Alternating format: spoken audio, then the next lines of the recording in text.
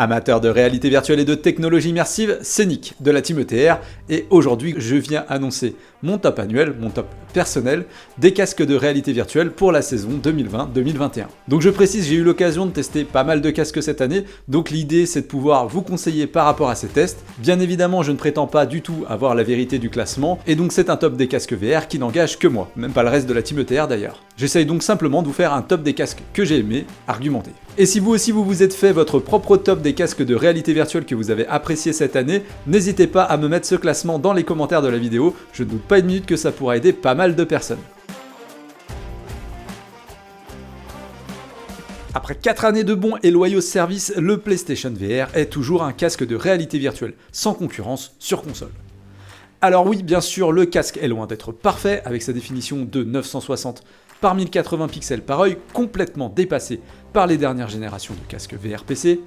Oui, ces PS Move sont loin, très loin d'être de bons contrôleurs pour jouer en réalité virtuelle, avec une détection des mouvements parfois approximative, si ce n'est hasardeuse, et malgré une rétrocompatibilité sur PlayStation 5, on se demande quel sera l'avenir de la réalité virtuelle chez Sony. Mais au moins, ce casque a le mérite d'exister, de faire le boulot sans coûter trop cher, avec parfois d'ailleurs de belles promos qu'il place dans un pack avec 5 jeux régulièrement sous la barrière des 230 €. Et puis au moins le PSVR permet aux joueurs console de faire un premier pas dans la vraie next-gen, en parallèle d'une nouvelle génération de consoles qui n'apporte finalement pas grand chose. Je vous arrête, dégainez pas trop vite, c'était juste un troll. Alors oui, Pimax ne rime pas toujours avec simplicité logicielle, qualité des matériels et encore moins avec respect des délais de livraison, mais force est de constater que c'est aujourd'hui le seul fabricant à proposer aux passionnés d'immersion un champ de vision horizontal supérieur à 140 degrés. A titre de comparaison, celui de l'Oculus Quest 2 n'est qu'à 92 degrés horizontal mesuré. Ce fabricant chinois propose de nombreux casques de réalité virtuelle pour PC, il y a d'ailleurs tellement de modèles ou d'accessoires qui rentrent ou sortent de leur catalogue qu'il n'est pas toujours évident de s'y retrouver. Si je devais en conseiller un pour s'initier à l'immersion proposée par ce large champ de vision plus large que la normale, je citerais le Pimax Artisan, qui par ailleurs est le moins cher de la famille. Oui, parce que si les Pimax étaient plutôt bon marché sur Kickstarter, pendant les financements participatifs, ce sont presque devenus aujourd'hui de véritables produits de luxe.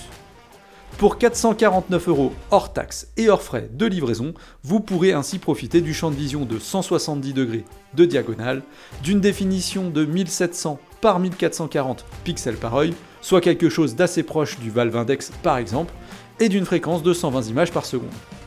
De quoi déjà mettre à l'épreuve pas mal de cartes graphiques, et attention car pour ce prix, vous n'aurez que le casque, et il faudra donc compter 500 à 600 € supplémentaires pour acquérir des contrôleurs et les stations SteamVR qui vont avec. Et puis même encore 350 € de plus si vous voulez ajouter la détection des mouvements des yeux et des mains, beaucoup plus optionnelle. Et pour ceux qui ont encore un peu plus les moyens de monter dans la gamme des Pimax, vous pourrez aussi opter pour un Pimax 5K+, qui fait tout encore un peu mieux avec son champ de vision de 200 degrés sur le papier, ses dalles de 2560 par 1440 pixels par œil et ses 144 images par seconde. Mais attention car il faudra alors vraiment commencer à investir dans un PC de compétition pour l'exploiter totalement.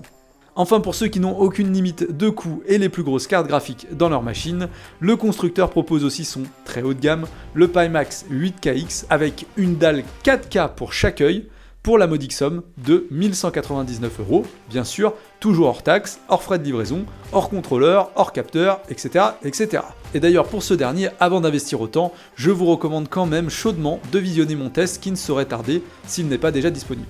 Je précise, à mon sens, l'ensemble de ces casques Pimax sont clairement destinés à un public très averti, qui adore bidouiller tout un tas de réglages avant de lancer une application, et tout ça pour profiter de la meilleure expérience visuelle, au prix de véritables efforts et accessoirement de billets de banque.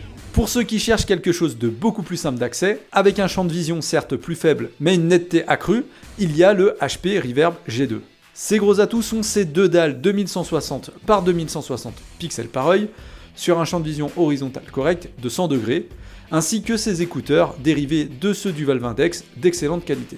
Ce casque destiné à la réalité virtuelle sur PC n'est cependant pas un modèle de perfection, loin de là, reposant sa technologie de reconnaissance des mouvements des contrôleurs sur la solution de Microsoft Windows MR, qui n'est clairement pas un modèle de précision, en particulier dès que la zone commence à manquer d'éclairage.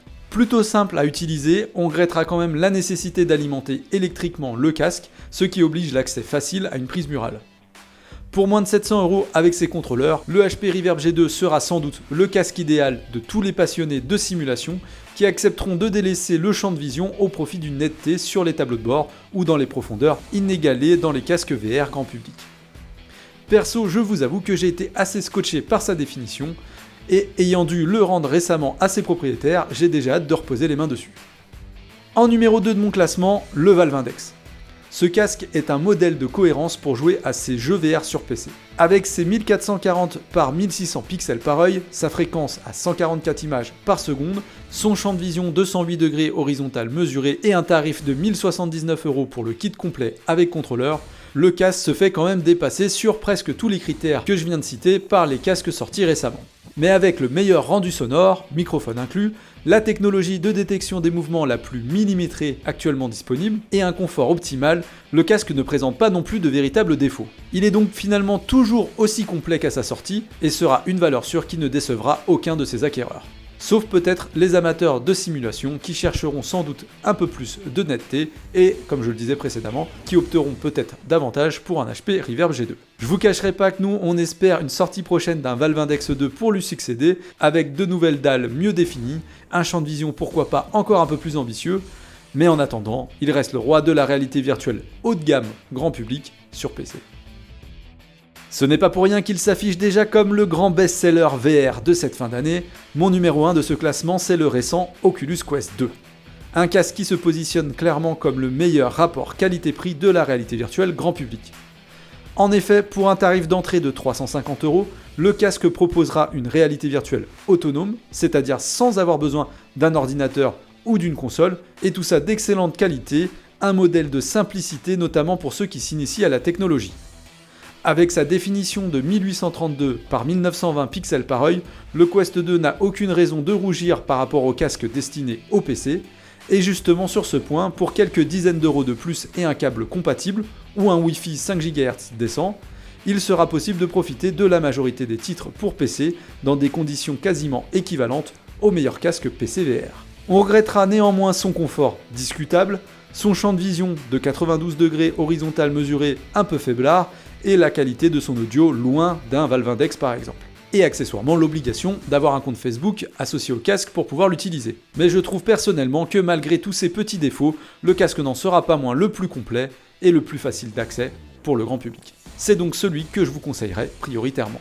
Et donc voilà pour mon top des casques de réalité virtuelle pour cette année. N'hésitez pas à me dire ce que vous en avez pensé dans les commentaires de la vidéo. N'hésitez pas à partager la vidéo si vous pensez qu'elle peut être utile à d'autres personnes. N'oubliez pas de vous abonner à la chaîne si ce n'est pas encore déjà fait. Et moi je vous dis à très bientôt pour de prochaines aventures en réalité virtuelle. À bientôt les amis.